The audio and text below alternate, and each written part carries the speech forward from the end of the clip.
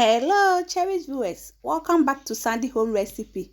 Yamaka about Sandy Home Recipe. Send the can I will show you a video. Remember to subscribe. Now I share. Now I like it. When me a notification bell no. Say the video be a better one sabeka. Anyways, let's say homemade tomato sauce. Yes, that's it. We fresh tomatoes. We fi garden mu. Ubedi kan ede egu ubu mu. We are not the vegetable disinfectant. Any ensure that can no we just work for 20 minutes. After 20 minutes, no I will run 2 or 3 times. Oh, room we are no I go to try egu saucepan mu.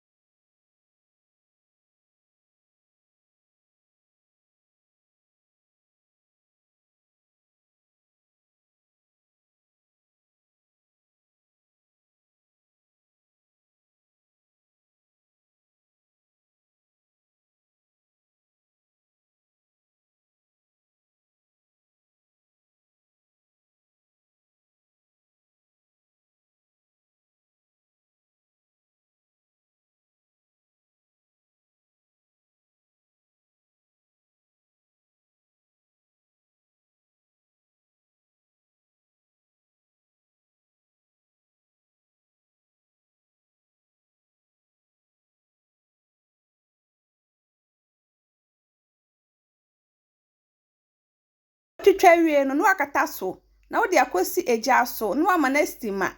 Etu wo ho a no anu mu se de eso de ne bekọ ase.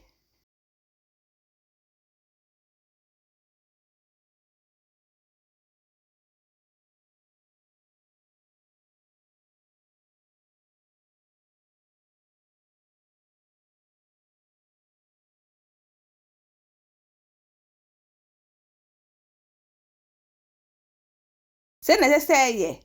Uwi a na watwe. No akoso ne so. Denti ese wo so ne so ne say.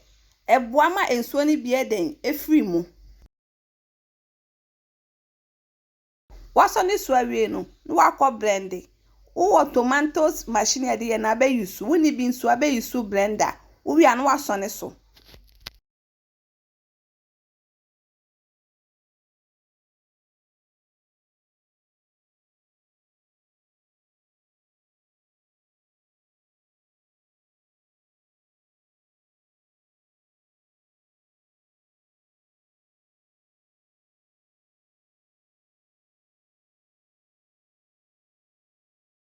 Please, if you are new to our channel, don't forget to subscribe, share, like, and also click the bell icon to get new video we will post.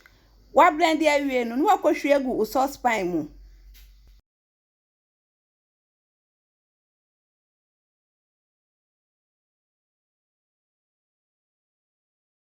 Wo de akosi eja so no walo no na ato ne boy den aben. Sa na be ni na akosi ta ebesa.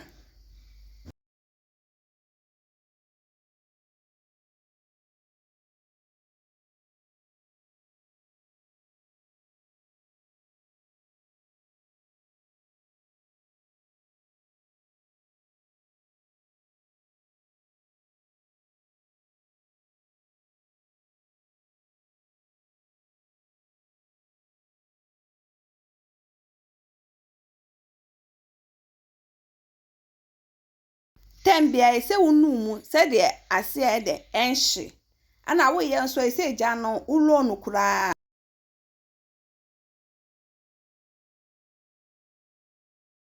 Aka na be na wo de salt enchin agugu ni nyira mu. Uwi anu wonu mu nyina.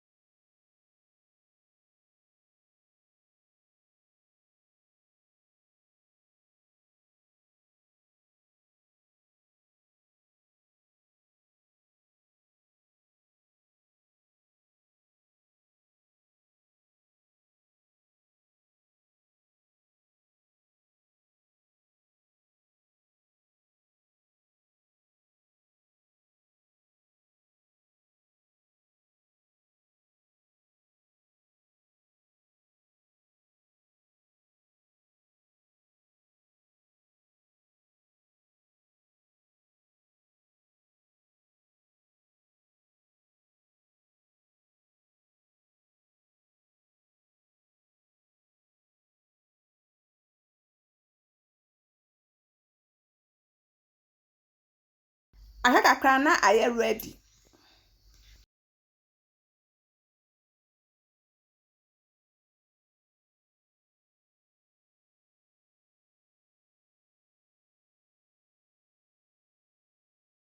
Abia wie na watwe na wakwatete agu ubottle mu a wo be store wo mu.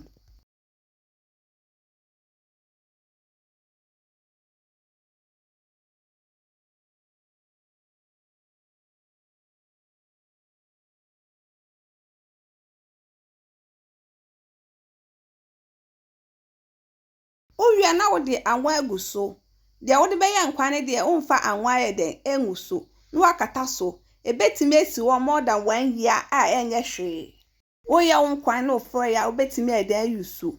Wo de anwa na agu so awie no. Na wakata so de den. Owia no wabutu no. Yep ma cho se ne de di kan hwe video a. Mema rem to subscribe. Na wa share. Na wa like. Na wa me notification bell no. Say the video beto wa wonsa beka. Now this is our homemade tomato sauce. Please like this video and subscribe to our channel. Thank you so much for watching.